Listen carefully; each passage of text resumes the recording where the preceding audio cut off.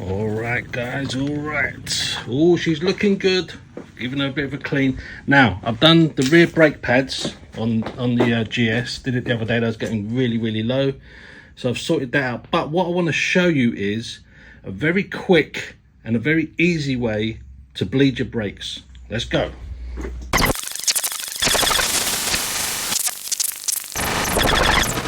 So I'm going to be using one of these things, and this is just a one-way valve, an easy, simple way to bleed your brakes. So let's attach this to the bike and I'll show you how it works.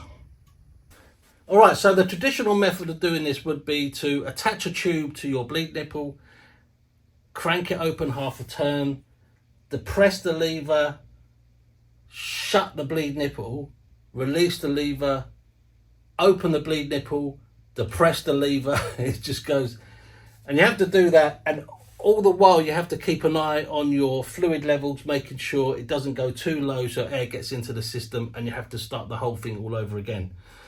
Now, the issue with this bike is the master cylinder is on this side, the brake caliper is on the other side of the bike. Now, I can't even see the bleed nipple from this side, and I think the only way you'll be able to do it the traditional way would be either to get someone in to help you, or you'd have to take off the wheel so you can have access to the bleed nipple.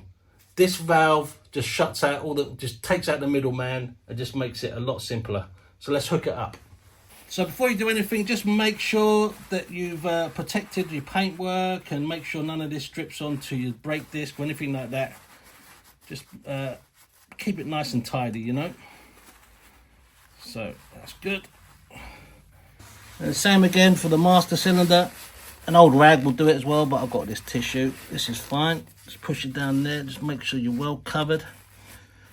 Lovely stuff. Another thing you're going to need is a bowl or jug to catch your excess brake fluid that's coming out. I've just got one of these little Pyrex jugs. So you can notice on the bleed valve there's an arrow pointing to the direction of fluid which is going to come out of the caliper. So you have to make sure that is pointing the right way. Okay, so first off, let's put this onto the bleed nipple. Let's take off the little dust cap. Oh, there it goes. I've got it. I've got it. Don't panic. Don't panic.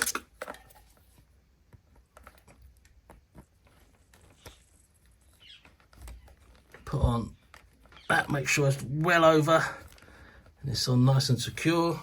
I just clamp it in like that so it doesn't go all over the floor. The next thing you want to do is open up this bleed nipple. About half a turn should do it. In this case, my bleed nipple size is an 11mm spanner on the GS.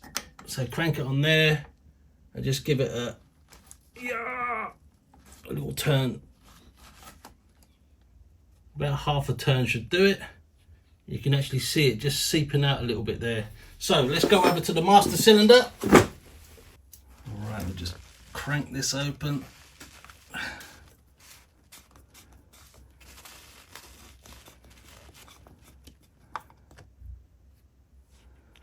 Nice and easy, nice and easy.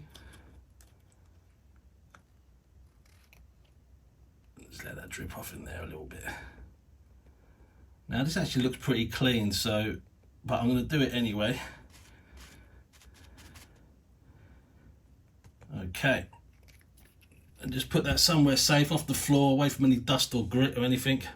So basically, that side is now looked after. Okay, so you've got your tube on there. We've got the master cylinder open. Now all we've got to do is start depressing the lever. That should go down. It should come out the other end there, and just keep an eye out for the bubbles. So let's make a start.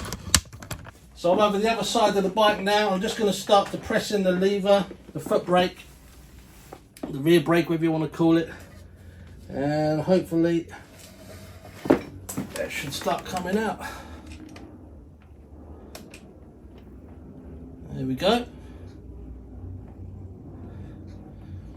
Now if the fluid starts coming out on the other side of the, if it actually starts coming out the thread of the brake fluid, of the bleed nipple, that means it's too loose. You've got to tighten it up a tad. So So you see that little air bubble going down? When I depress the lever, it doesn't go back into the caliper. That's the whole point of this thing. It stops air going back into the system. So I know that side is working okay now. The fluid's coming out nice. So what I'm going to do here is, just top this up. Stop the air getting into the system. So I'm going to put a little bit more in. And then start depressing the lever. You see it going down. Just keep an eye on it.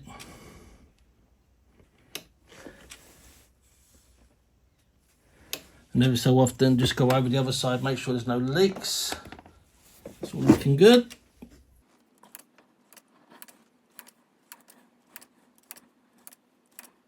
This is just so much easier than faffing about with a bleed nipple, opening it and closing it every 5 seconds.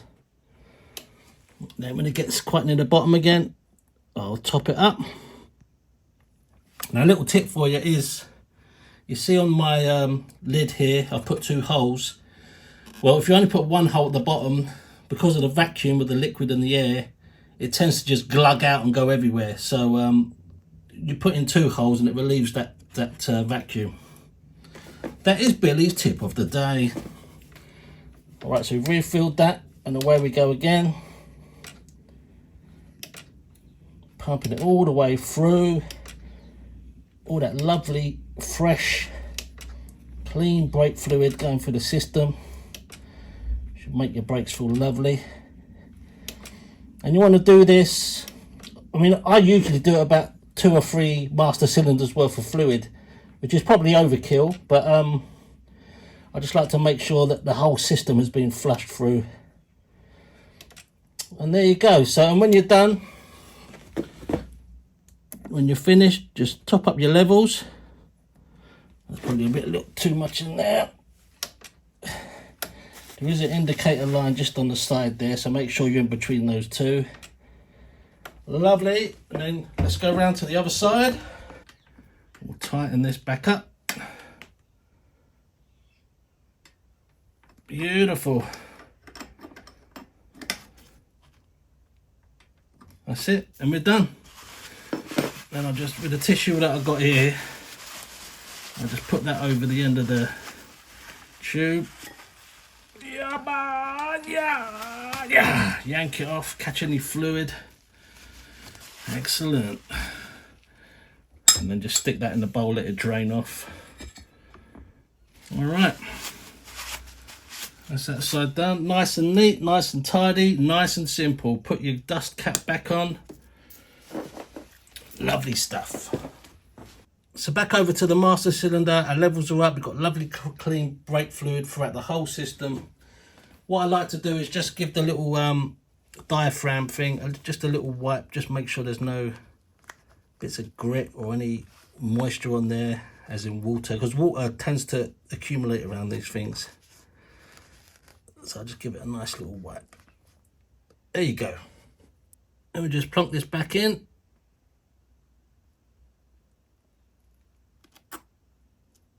Lovely stuff. Put the lid back on. Get that out of the way.